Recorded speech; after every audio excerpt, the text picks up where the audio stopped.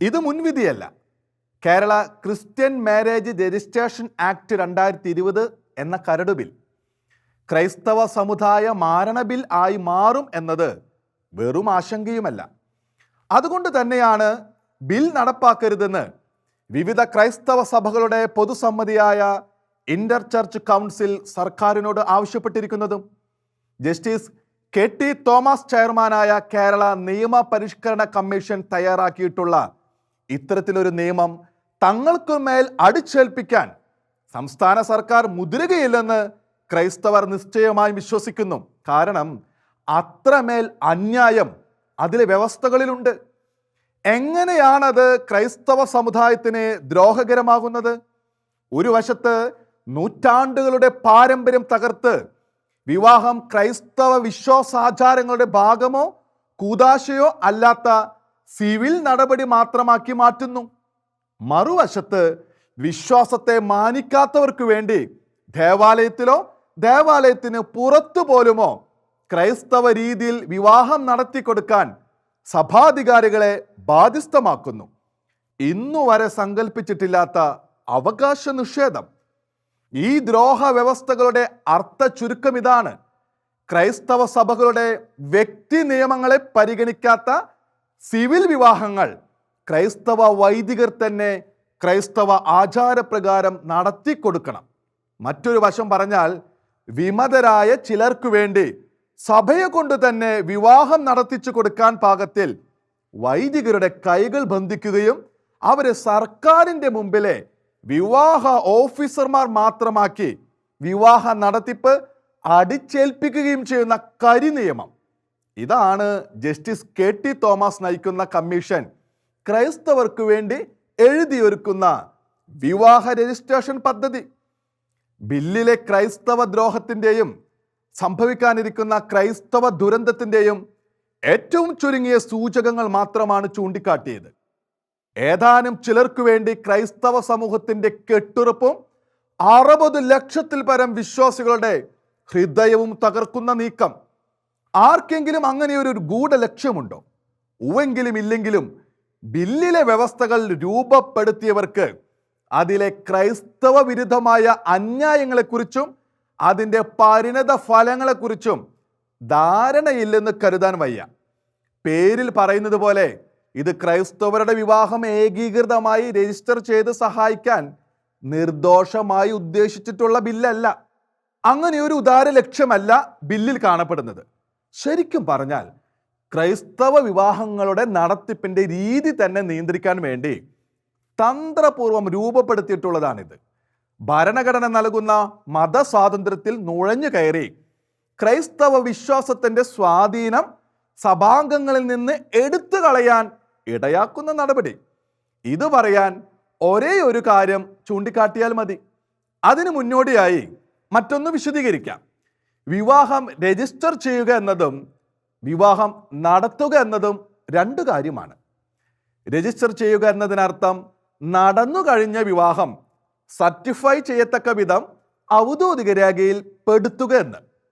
വിവാഹം മതപരമായോ സിവിൽ വിവാഹമായോ നടത്താം. ബഹുഭൂരിപക്ഷം ക്രൈസ്തവരും വിവാഹം കുദാശയായിട്ടോ തനത് സഭാ നിയമപ്രകാരമോ നടത്തുന്നവരാണ്. വിശ്വാസം കണക്കിലെടുക്കാത്തവരാണ് സിവിൽ വിവാഹം അഥവാ രജിസ്റ്റർ മാരേജ് നടത്തുന്നത്.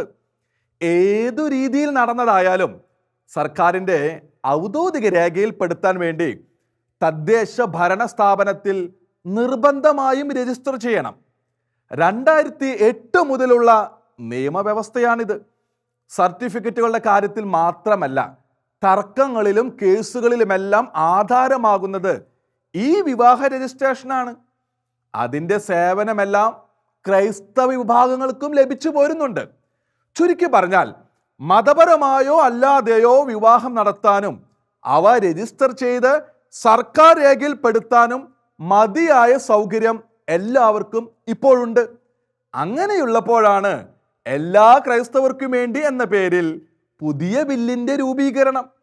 ഈ ബിൽ നിയമമായാലും തദ്ദേശ സ്ഥാപനത്തിലെ വിവാഹ രജിസ്ട്രേഷൻ ഒഴിവാക്കാൻ പറ്റില്ല. അത് പഴയപടി തുടരണം. ഇതിനകം ബില്ലിൻ്റെ ഉള്ളടക്കം പഠിച്ചവർ പലരും ചൂണ്ടിക്കാട്ടുന്ന യാഥാർത്ഥ്യമാണിത്. അപ്പോൾ പിന്നെ പുതിയ ബില്ലിൻ്റെ ലക്ഷ്യമെന്ത്? പ്രയോജനമെന്ത്? കാര്യങ്ങൾ വ്യക്തം. ബില്ലിൻ്റെ പ്രയോജനം സഭാ നിയമങ്ങളോട് മറുതലിക്കുന്ന ചിലർക്ക് മാത്രം. ആവർത്തിച്ചു പറയട്ടെ, ക്രൈസ്തവരുടെ വിവാഹം ഭദ്രമായി രേഖയിൽ ചേർത്താനുള്ള നിയമമോ വ്യവസ്ഥയോ അല്ലിത്. സഭാപരമായ വിവാഹ രീതി തന്നെ നിയന്ത്രിക്കാനുള്ള നീക്കമാണ്. വിവാഹം നടത്തുന്നതിൽ സഭകൾക്കും വിശ്വാസത്തിനുമുള്ള സ്ഥാനം ഇല്ലാതാക്കുക, അതുവഴി വിവാഹം പൂർണ്ണമായും വിശ്വാസത്തിന് പുറത്താക്കുക എന്ന ലക്ഷ്യത്തിന് ചേർന്ന നടപടി. വിശ്വാസികളായ ക്രൈസ്തവർ ദേവാലയത്തിലോ സഭ അനുവദിക്കുന്ന വേദിയിലോ വിവാഹം നടത്താൻ നിഷ്കർഷ കാട്ടും. എങ്കിൽ പോലും അത്തരം വിവാഹങ്ങൾ കത്തോലിക്ക സഭ അടക്കമുള്ള പൗരസ്ത്യ സഭകൾ കൽപ്പിക്കുന്ന കുദാശയുടെ മൂല്യം ചോർത്തപ്പെട്ടതും യാന്ത്രികവുമായി മാറും. സഭയെയോ വിശ്വാസമോ കുദാശയോ വേണ്ടാത്ത ചുരുക്കം പേരുണ്ട്. സഭയുടെ നിർദ്ദേശങ്ങളെ വെല്ലുവിളിക്കുന്നവർ, വിശ്വാസ പാഠങ്ങളെ ധിക്കരിക്കുന്നവരും സഭാധികാരികളെ ചോദ്യം ചെയ്യുന്നവരും. അവരെന്തു തന്നെ ചെയ്താലും സഭ അവർക്ക് വഴങ്ങി അവരാഗ്രഹിക്കുന്നത് പോലെ ക്രൈസ്തവ രീതിയിൽ വിവാഹം നടത്തി കൊടുക്കണം പോലും. അത്തരക്കാർക്ക് വേണ്ടി സഭാ നിയമത്തെ ബന്ധിക്കുന്ന കടന്നേറ്റമാണ് ബില്ലിൽ കാണുന്നത്. ഈ വെല്ലുവിളി സഭാ നേതൃത്വത്തോടല്ല, വിശ്വസിക്കുന്ന ബഹുഭൂരിപക്ഷം വരുന്ന സമൂഹത്തോടാണ്. അത് നടത്തി കൊടുക്കാനാണോ കമ്മീഷന്റെ ശ്രമം? അതുവഴി സഭയെയും വിശ്വാസികളുടെ സമൂഹത്തെയും ക്ഷതപ്പെടുത്താനും? ഇക്കാര്യത്തിൽ കമ്മീഷനെ മഹത്വത്തോടെ കാണാൻ ക്രൈസ്തവ സമൂഹത്തിന് കഴിയില്ല. വ്യക്തിപരമായ വിദ്വേഷത്തോടെ ക്രൈസ്തവ സമൂഹത്തെയും സഭാ നേതൃത്വത്തെയും താറടിക്കാൻ നിരന്തരം ശ്രമിച്ചവരുടെ സ്വാധീനവും മുൻവിധിയും ആരെയൊക്കെ ബാധിച്ചിട്ടുണ്ടെന്ന ചോദ്യം നിലനിൽക്കുന്നു. ബഹുഭൂരിപക്ഷം ക്രൈസ്തവർക്കും കൃത്യമായ ഉത്തരമറിയാം. തോന്നുംപടി ജീവിക്കാൻ ആഗ്രഹിക്കുന്ന സഭാവിരോധികളുണ്ട്. അവരെ പ്രോത്സാഹിപ്പിക്കാനും അവരെ ഉപയോഗിച്ച് സഭാ സമൂഹങ്ങളോട് വിദ്വേഷം തീർക്കാനും തിടുക്കപ്പെടുന്ന ബുദ്ധികളും കേരള സമൂഹത്തിലുണ്ട്. ആരൊക്കെയോ ആരുടെയൊക്കെയോ സ്വാധീനത്തിലും മുൻവിധിയിലും കുടുങ്ങിക്കിടപ്പുണ്ടെന്നും ക്രൈസ്തവർക്കറിയാം. ബിൽ അവരെ മാത്രമാണ് സന്തോഷിപ്പിക്കുക. അവരുടെ ദുർമോഹങ്ങളുടെ ഭാരം ക്രൈസ്തവ സമൂഹത്തിൻ്റെ വിശ്വാസത്തിന് മേൽ കെട്ടിവെക്കാൻ സർക്കാർ അനുവദിക്കരുത്. ഒരു കാരണവശാലും കമ്മീഷനെ ആശ്രയിച്ച് ക്രൈസ്തവ സമുദായ മാരണ ബിൽ സർക്കാർ നടപ്പാക്കിക്കൂടാ. ഇത് ഈ രീതിയിൽ ക്രൈസ്തവർക്ക് വേണ്ട. വ്യതിചലിക്കുന്നവർക്കും അപഭ്രംശം സംഭവിച്ചവർക്കും സ്വതന്ത്രമായ വഴികളുണ്ട്. അവരാ വഴിയെ സഞ്ചരിക്കട്ടെ. വിശ്വാസം വേണ്ടെന്നും ആചാരത്തിൻ്റെ മോടി മതിയെന്നും കരുതുന്നവരുടെ പൊള്ളയായ അഹംഭാവത്തിനോ പൊങ്ങച്ചത്തിനോ വേണ്ടി വിശ്വാസികളുടെ മഹാസമൂഹത്തെ സർക്കാർ മുറിപ്പെടുത്തുകയില്ലെന്ന് കരുതാം. അത് സർക്കാർ കാട്ടേണ്ട ജാഗ്രതയാണ്. പരാജയബോധം മനുഷ്യരെ എത്രമാത്രം വിരളി പിടിപ്പിക്കും എന്നതിൻ്റെ തെളിവാണ് ഒരു ഇസ്ലാമിക പണ്ഡിതന്റെ വാക്കുകൾ. ഒപ്പം ക്രൈസ്തവ വിശ്വാസത്തെ അദ്ദേഹത്തെ പോലുള്ളവരും മാതാവിൻ്റെ ഉദരത്തിൽ നിന്നു മുതൽ എത്രമാത്രം ഭയപ്പെടുന്നു എന്നതിൻ്റെ അടയാളവും. ക്രിസ്തുവിനെ ആരാണ് ഭയപ്പെടുന്നത്? യേശു ക്രിസ്തുവിൻ്റെ മുമ്പിൽ ആരാണ് ഭയന്നു വിറച്ചു എന്ന് ഓർമ്മിച്ചാൽ ആ പണ്ഡിതൻ എവിടെ നിൽക്കുന്നു എന്ന് ക്രൈസ്തവ വിശ്വാസികൾക്ക് പിടികിട്ടും. ഒരു പണ്ഡിതന്റെ അല്ല, ഇസ്ലാമിക പാഠം തലയിൽ കയറിയ ഓരോരുത്തരുടെയും അവസ്ഥ ഇതുതന്നെ. താല്പര്യമില്ലെങ്കിൽ കൂടി മുജാഹിദ് ബാലുശ്ശേരി എന്ന പേര് പരാമർശിക്കേണ്ടത് ഇവിടെ ആവശ്യമാകുന്നു. യൂട്യൂബ് ചാനലിലൂടെ അദ്ദേഹം നിരന്തരം നടത്തുന്ന ക്രൈസ്തവ വിമർശനം ഏറ്റവും മ്ലേച്ഛമായ സ്വരം പൂണ്ടത് അടുത്ത ദിവസങ്ങളിൽ. പതിവ് പോലെ ക്രൈസ്തവ വിശ്വാസത്തിനും ഏറെ പ്രത്യേകമായി ബ്രഹ്മചര്യത്തിനും സന്യാസിനികൾക്കുമെതിരെ ഓടജലം പോലുള്ള വാക്കുകളുടെ പ്രവാഹം. കന്യാസ്ത്രീകൾക്കെതിരെ പറഞ്ഞ വാക്കുകൾ അതേപടി ആവർത്തിക്കാൻ നമുക്ക് നിവൃത്തിയില്ല. അവരുടെ സ്ത്രൈണ ശരീരത്തെയും ദൈവം പ്രകൃതിയിലൂടെ അനുവദിച്ച ജീവധർമ്മ പ്രക്രിയകളെക്കുറിച്ചും പരാമർശിച്ച് ജീവിതം തുലഞ്ഞവരായി ചിത്രീകരിച്ച വാക്കുകൾ. ബാലുശ്ശേരിയുടെ ആക്ഷേപം സംസ്കാരത്തിന് ചേർന്ന വിധമാക്കിയാൽ അർത്ഥം ഇങ്ങനെയാകും: കന്യാസ്ത്രീകൾ അവരുടെ സ്ത്രൈണത ഉപയോഗപ്പെടുത്താതെ ജീവിതം പാഴാക്കുന്നു. അവർക്ക് ലഭിച്ച സ്ത്രൈണ ശരീരവും അതിൻ്റെ ധർമ്മങ്ങളും പ്രജനനത്തിന് ഉപയോഗപ്പെടുത്തുന്നില്ല. കന്യാസ്ത്രീ മഠങ്ങളെല്ലാം അടച്ചുപൂട്ടി അവരെ സ്വതന്ത്രരാക്കിയാൽ പാലാ ബിഷപ്പ് പറഞ്ഞ കുട്ടികളുടെ എണ്ണം വർദ്ധിപ്പിക്കുക എന്ന കാര്യത്തിന് പരിഹാരമാകും. അതിനനുവദിക്കാതെ ക്രൈസ്തവർ അഥവാ സഭാധികാരികൾ കന്യാസ്ത്രീകളുടെ സ്ത്രീ സ്വാതന്ത്ര്യം നിഷേധിച്ച് അവരെ അടിച്ചമർത്തുകയും അവരുടെ ജീവിതം നശിപ്പിക്കുകയും ചെയ്യുന്നു. ഇതിനെല്ലാം കാരണക്കാരനായി മറ്റൊരാളുണ്ട്, പൗലോസ്. പൗലോസാണ് എല്ലാ ദോഷങ്ങളിലേക്കും ക്രൈസ്തവരെ നയിച്ചത്. വാക്കുകൾ അവസാനിച്ചാലും ബാലുശ്ശേരിയുടെ വിമർശനം വാക്കുകളിലില്ലാതെയും തുടരുകയാണ്. അതിനിയും തുടരും. നോക്കൂ, ഒറ്റ ശ്വാസത്തിൽ അദ്ദേഹം എന്തിനെയൊക്കെയാണ് വിമർശിക്കുന്നതെന്ന്, എന്തൊക്കെ അസത്യങ്ങളാണ് പറയുന്നതെന്ന്. സ്ത്രീകൾ സന്യാസ ജീവിതം തെരഞ്ഞെടുക്കുന്നത് സഭ മുഴുവനും ചേർന്ന് അടിച്ചേൽപ്പിക്കുന്നത് കൊണ്ടാണത്രേ. ബ്രഹ്മചര്യത്തെയും കന്യാവ്രതത്തെയും പൗലോസ് എന്ന വ്യക്തിയെയും മാത്രമല്ല, ബാലുശ്ശേരിയെ പോലുള്ളവർ വിദ്വേഷത്തോടെ കാണുന്ന ക്രൈസ്തവ വിശ്വാസത്തിന്റെ ആധാരങ്ങളെ ആകെയാണ് പ്രോഗ്രാം ചെയ്ത കമ്പ്യൂട്ടർ പോലെ നിരന്തരം ആക്ഷേപിച്ചുകൊണ്ടിരിക്കുന്നത്. ബ്രഹ്മത്തിൽ ചരിക്കുക എന്ന ഉന്നതമായ ജീവാത്മധർമ്മത്തെ ബ്രഹ്മചര്യമെന്ന് ഹൈന്ദവ വേദം വിളിക്കുന്നു. ഇവിടുത്തെ ക്രൈസ്തവരും അതേ വാക്കുപയോഗിക്കുന്നു.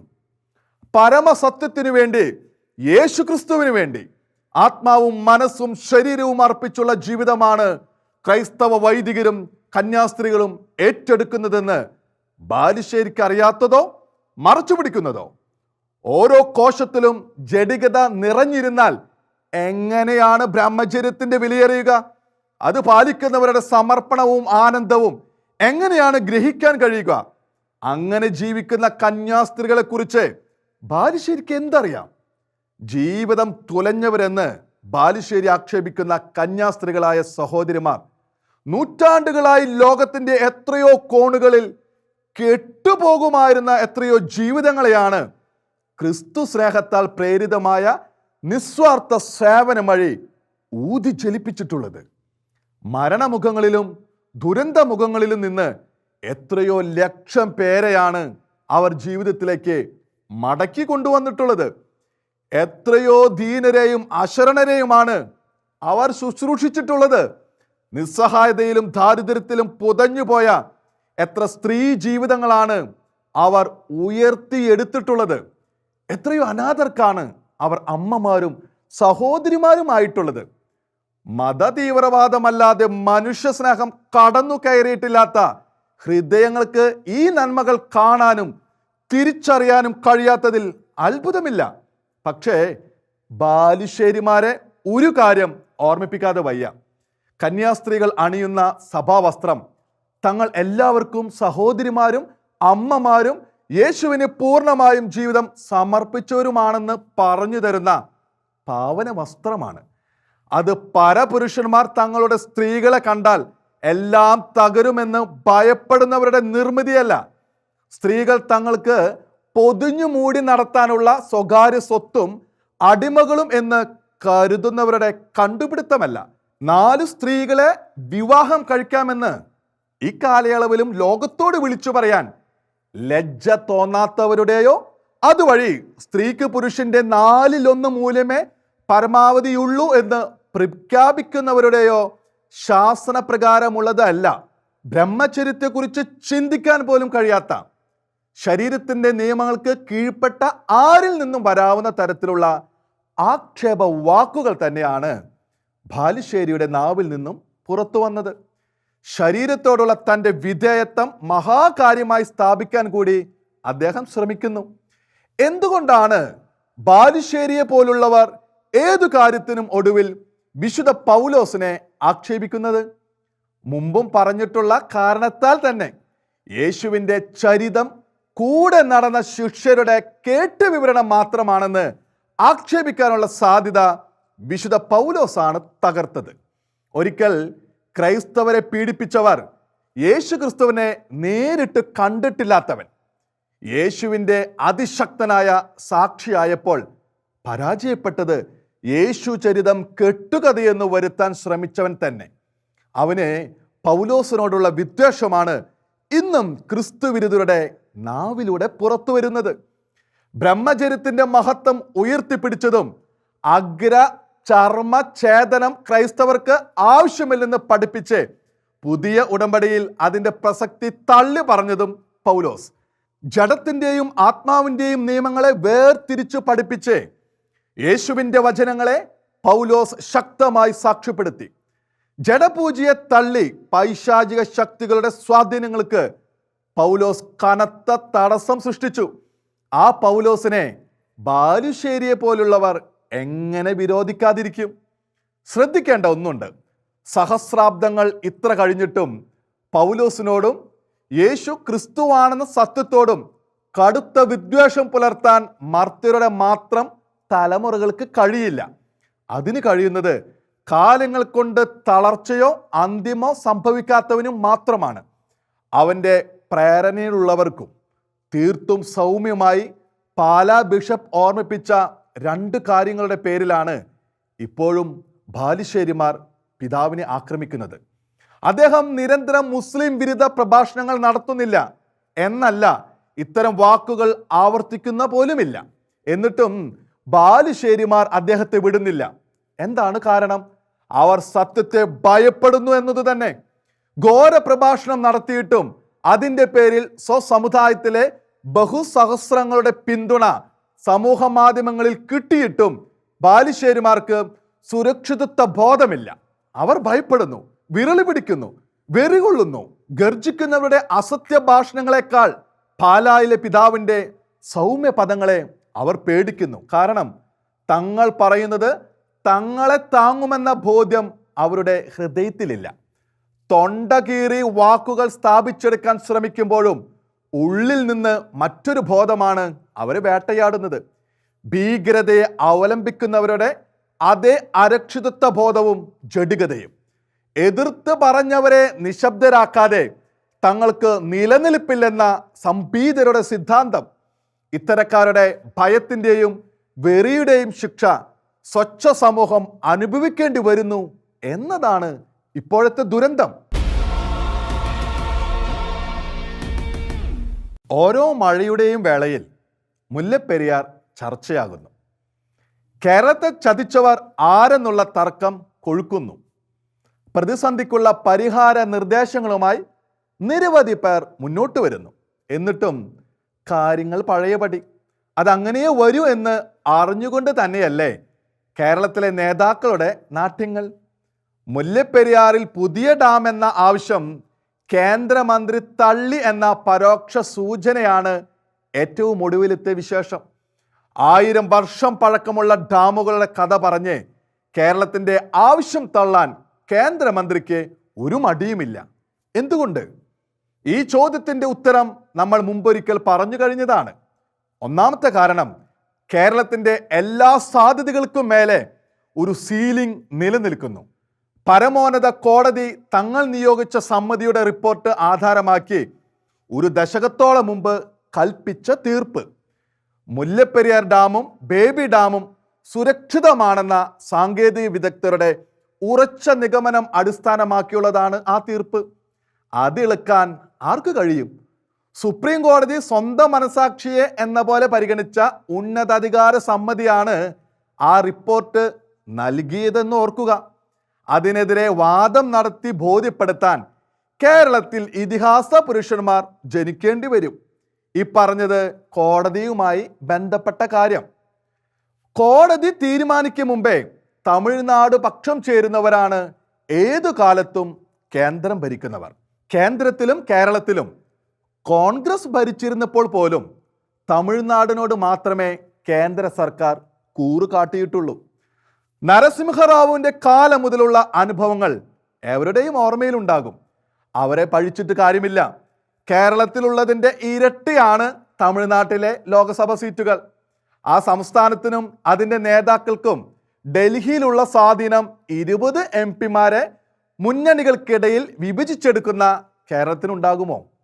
അത്രയ്ക്ക് പോകുന്നൊരു നേതാവിനെ കഴിഞ്ഞ അരനൂറ്റാണ്ടിനിടെ കേരളത്തിൽ നിന്ന് കണ്ടിട്ടില്ല. തമിഴ്നാടിനെ തലോടാൻ തിടുക്കപ്പെട്ട് നിൽക്കുന്നവർക്ക് കോടതി വിധിയുടെ പിൻബലം കൂടിയായാലോ? ഇങ്ങനെയൊരു അവസ്ഥയിൽ നിന്ന് പുറത്തു കടക്കാൻ ഇനി കേരളത്തിന് എളുപ്പമല്ല. കേരള പിറവിയുടെ കാലം മുതൽ സംഭവിച്ച രാഷ്ട്രീയ വഞ്ചനയുടെ ഫലം അത്ര പെട്ടെന്നൊന്നും നീങ്ങിക്കിട്ടില്ല. തങ്ങളുടെ ഭരണകാലത്ത് ഒരു പ്രേമചന്ദ്രനോ PJ ജോസഫോ എത്ര ശ്രമിച്ചിട്ടുണ്ടാകുമെങ്കിലും അതൊക്കെ ചായക്കോപ്പയിലെ കൊടുങ്കാറ്റിനപ്പുറം എന്താകാൻ? അതിൻ്റെ എല്ലാം സമയം കഴിഞ്ഞു. മുല്ലപ്പെരിയാർ ഡാമിന് സുരക്ഷാ ഭീഷണിയുണ്ടെന്ന് കോടതിയെ ബോധ്യപ്പെടുത്താൻ പ്രകൃതിയുടെ കടും കൈക്ക് കഴിയും. പക്ഷേ അതല്ലല്ലോ കേരളത്തിന് വേണ്ടുന്നത്. കൂടിയിരുന്ന് ആലോചിക്കാനെങ്കിലും കേരളത്തിലെ എല്ലാ രാഷ്ട്രീയ നേതൃത്വങ്ങളും തീരുമാനിക്കുമോ? സാധ്യതയില്ലെന്നറിയാം. മുല്ലപ്പെരിയാർ കാര്യത്തിൽ തമിഴ്നാടിൻ്റെ ഔദാര്യം പറ്റി ജനങ്ങളെ വഞ്ചിച്ചവരുണ്ടെങ്കിൽ അവർക്കെങ്ങനെ മുന്നണി മറന്ന് ആത്മാർത്ഥമായി സംഭാഷണത്തിന് ഇരിക്കാൻ കഴിയും? അവരെ തുറന്നു കാട്ടാനെങ്കിലും ആരെങ്കിലും അവതരിച്ചെങ്കിൽ. കേരളത്തിനിപ്പോൾ മോഹിക്കാനല്ലാതെ നിർദ്ദേശിക്കാൻ ഒന്നും അവശേഷിച്ചിട്ടില്ല. അതുതന്നെയാണ് നാടിൻ്റെ മഹാദുഃഖം. കാണാത്തതും കേൾക്കാത്തതും അടുത്ത ആഴ്ച ഇതേ സമയം.